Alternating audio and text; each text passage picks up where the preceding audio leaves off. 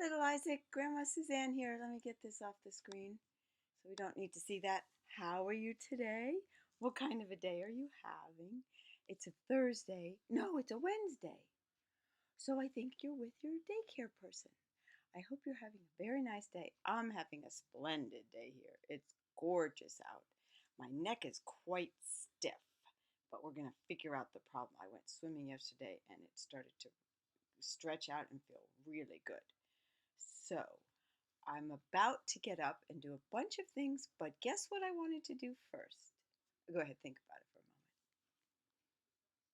Did I want a hint? Do you want a hint? Okay, here's a hint. Yes, read Isaac a book. That's right. Okay, my main man. So here we go. We'll start with poems. Yeah, should we? Oh, wait a minute. There's a frog on this one. We have to start with that. Good night. Good night. Good night. We have to start with this one. So we'll start with this one. It's called Pond Circle. It's by Betsy Franco, illustrated by Stefano Vitale. Pond Circle.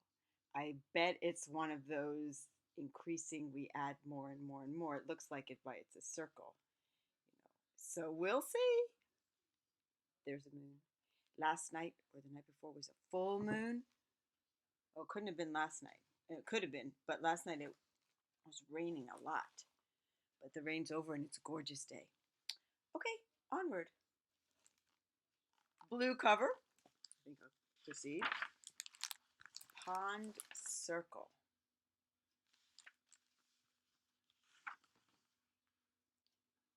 Another opening cover page. And they have books that are also by the same author. Bees, Snails, and Peacock Tales. Bird Songs. Counting Our Way to the 100th Day. Mathematicals.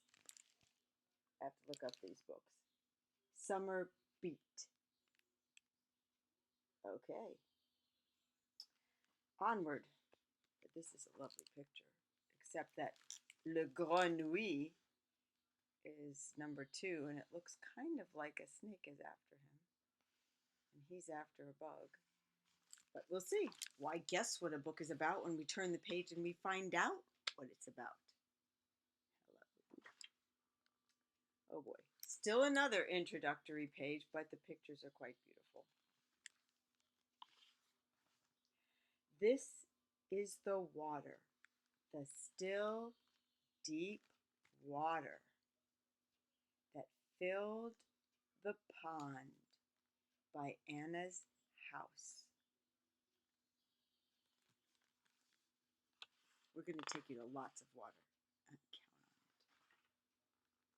it. This is the algae, the jade green algae that grew in the water that filled the pond by Anna's house. I like this book already. This is the nymph, the mayfly nymph that nibbled the algae that grew in the pond. That grew in the water that filled the pond by Anna's house. See the nymph?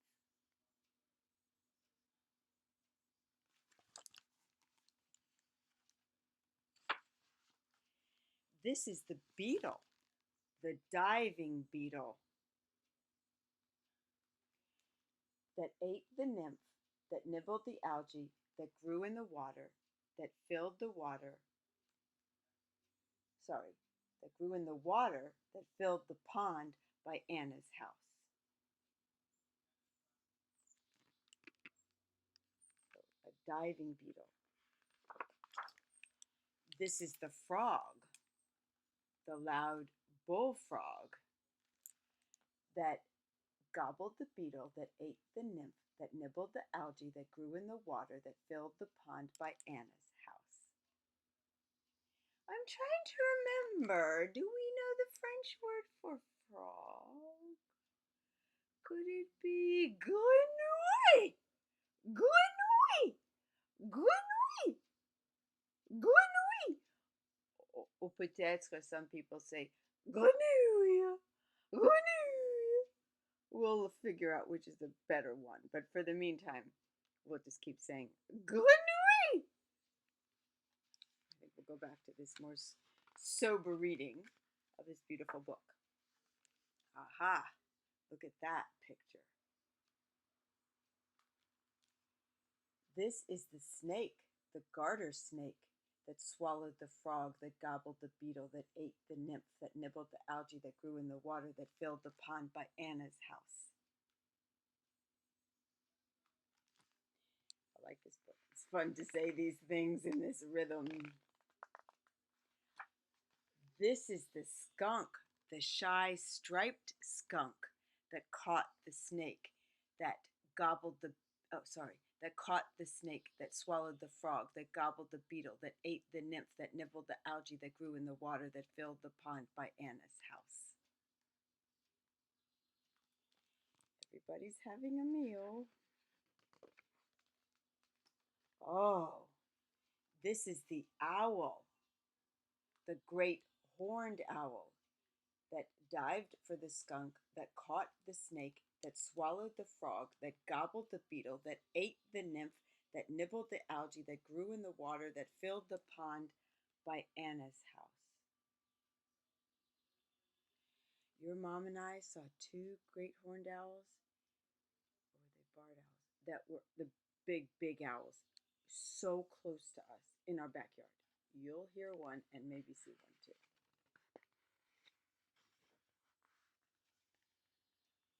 This is the raccoon. I saw one of those last night. This is the raccoon, the hungry raccoon that stole the eggs of the great horned owl, that dived for the skunk, that caught the snake, that swallowed the frog, that gobbled the beetle, that ate the nymph, that nibbled the algae that grew in the water, that filled the pond by Anna's house.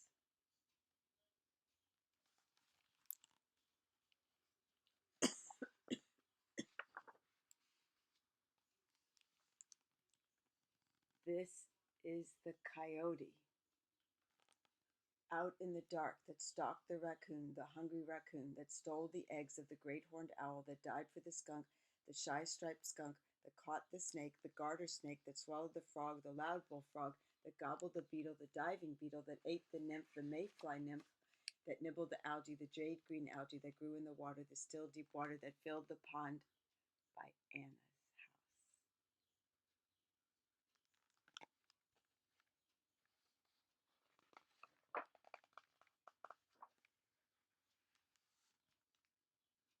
I am the girl whose name is Anna, who heard the coyote,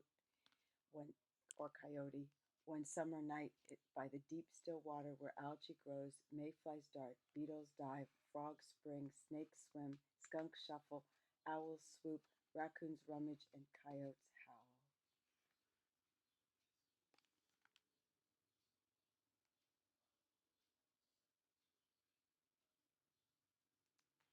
I am the girl who heard the coyote, looked up from her book, leaned out the window, and howled back. Hello, hello, hello out there, across the darkness and out to the pond of deep still water by my house.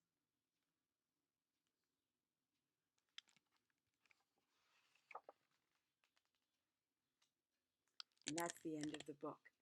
And then they have a page or 2 pages about the animals that they just wrote about. And I have time to read them to you.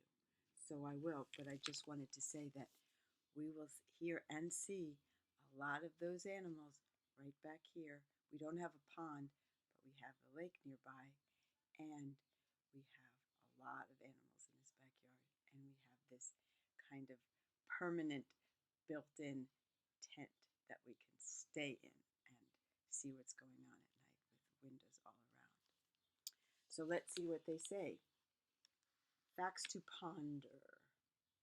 Algae. Green algae are tiny plants that grow and float freely in ponds. Algae come in different forms. Sometimes they look like scum on the top of the pond. Algae are very important because they are at the bottom of the food chain. They get energy from the sun and pass the energy on to whoever eats them. Mayfly nymph.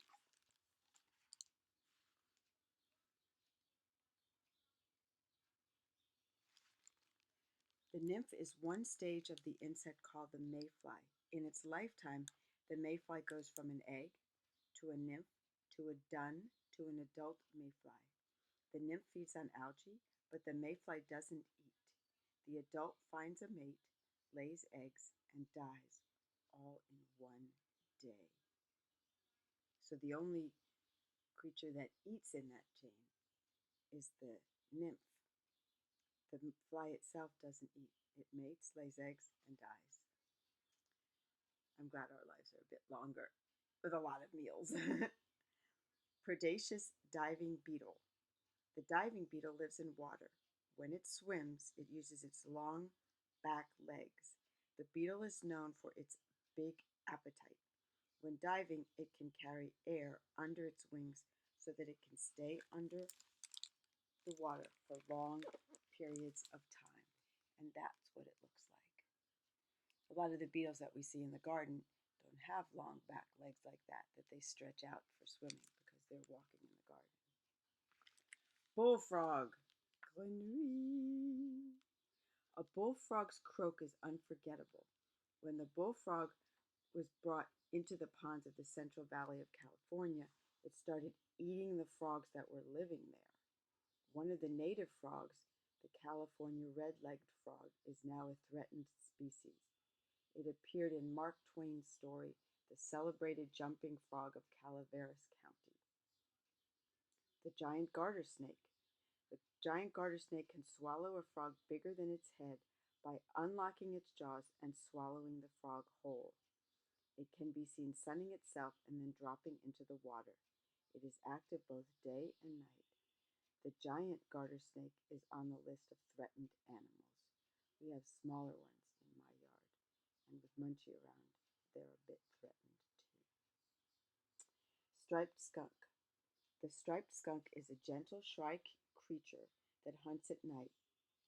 It will eat almost anything, from insects to mice to turtle eggs. Snakes are a treat for a skunk. The striped skunk has a white V down its back and tail. It is bigger than the spotted skunk. I've never seen a skunk in my backyard. Once in a long while you'll smell one. I haven't smelled one this year. Off in the distance along a road. But where your mom and I saw them was when we were camping in Canada. And when we went from our tent to the building where the bathroom was, there was a skunk walking around in front of us. And we didn't want to annoy him and get sprayed. So we made a wide arc around him every time we wanted to go to the building where the bathroom was and then back to our tent. I think we saw one at other campsites just around the steps up to the building, but I've never seen one here in my yard. I caught one once in the trap up in Vermont when we were trying to catch little guy, now that I remember it. And the challenge was getting him out of the trap without getting sprayed. But that's the thing about nature and farmers. Just think of things to figure out ways to get done what you need to get done. I sort of remember strategizing so that I could release him without him being alarmed. Great horned owl. The feathers of the great horned owl are fluffy around their edges. Because of this, the owl can flap its wings silently through the dark and can surprise its prey. That's interesting. I did not know that. The owl can also see in the dark and can hear very well. Raccoon. We know a lot about raccoons.